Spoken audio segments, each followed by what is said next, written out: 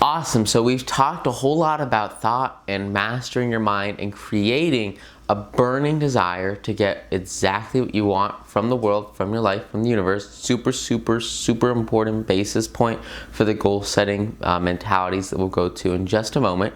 But before I get to that, I want to really, really hone in on the extreme importance of this one factor, this one success factor that this guy says it has changed his life, changed the lives of so many people, changed the lives of everyone he worked with, and his sons, his family.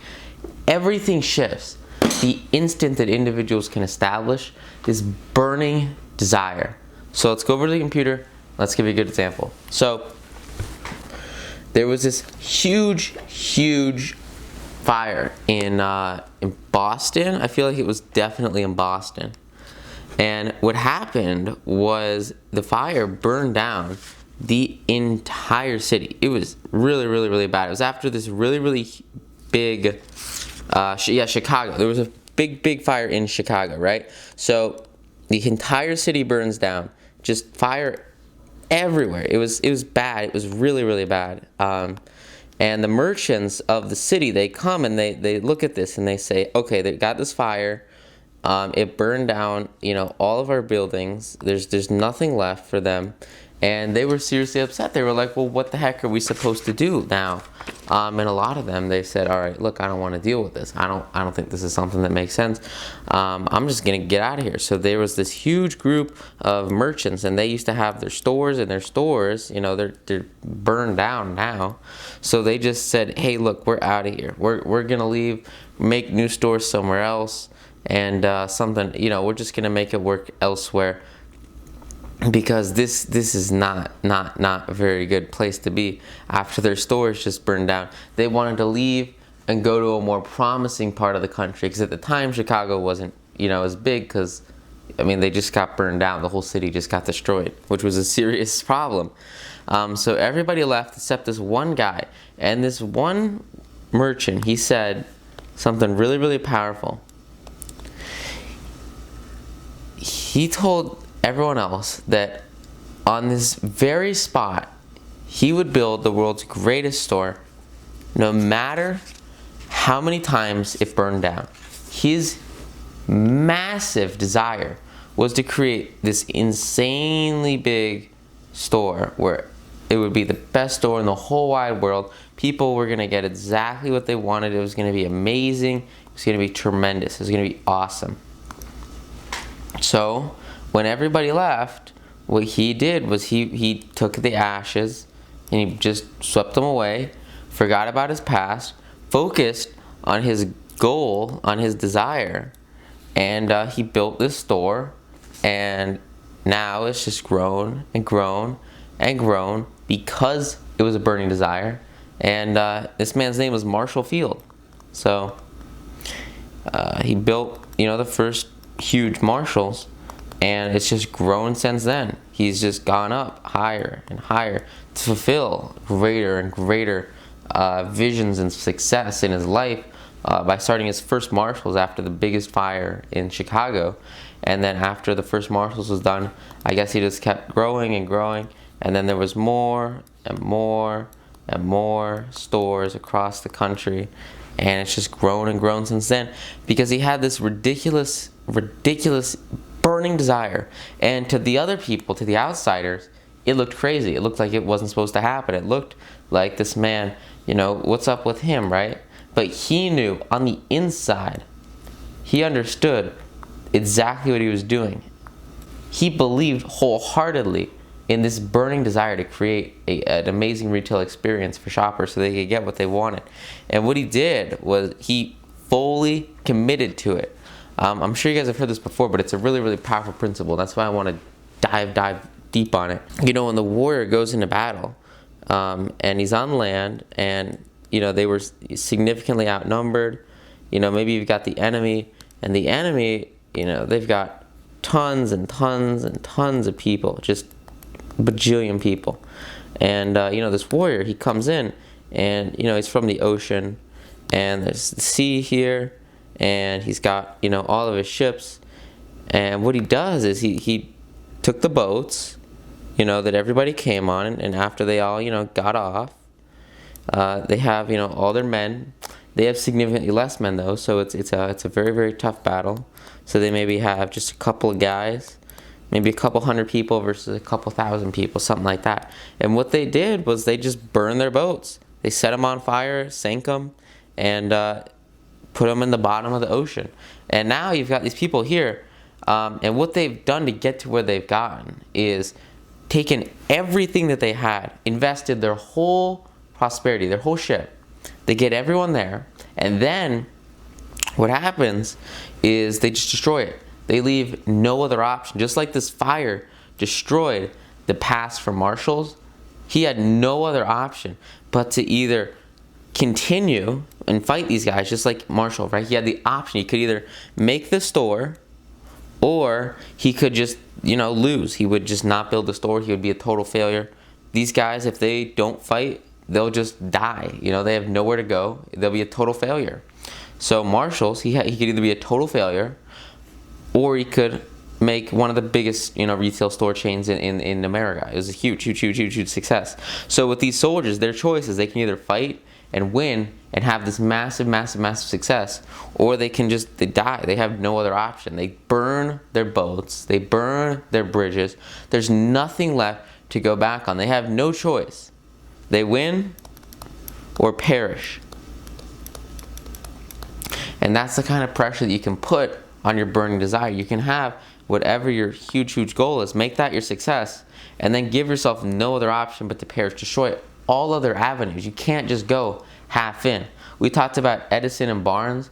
Barnes couldn't just go half in. He was all in, working for Edison every single day. In his mind, he had total and utter complete conviction that what he was doing was actually scaling himself up. He was actually working towards his goals. He was actually succeeding. He was working to win, because the only other option was to perish and not actually fulfill his goal. Because he believed so much in his goal that he wasn't going to work for someone else. He wasn't going to get a job somewhere else. He wasn't going to go part-time somewhere else. His only option was to work with Edison and to partner with him and succeed, no matter how much effort, no matter how much time, no matter how much work it took.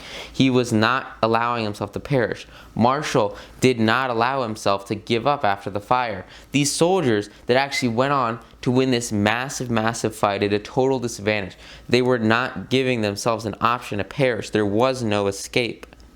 They went in and they crushed him. They destroyed the battle, even though they were supposed to lose because they didn't have the people. They went, they gave it their 100,000%, just like Marshall did, and they overcame the obstacles to succeed. They built that store, they partnered with that man, they made it happen, because they had one thing they were doing, and that was their only option. They had no other choice. It was death or succeeding, Really cool principle here. And then we'll wrap it up. And this is a story that comes from a really cool, Russell Brunson, awesome stuff. Is lead or gold, right? So lead or gold, super powerful concept here. There were these cartel men in, I think it was Mexico, and they would have these huge meetings of the government, and the representatives would come and they would all discuss, these new laws and all these awesome new things that they were trying to do in the space, in the area, and, with the regulation on mostly the drug cartels, right? So there were a ton of cartels, and they were out, selling or distributing a whole bunch of, drugs or coke, whatever. And so they were making a ton of money that way, and that was their livelihood. That was what they did.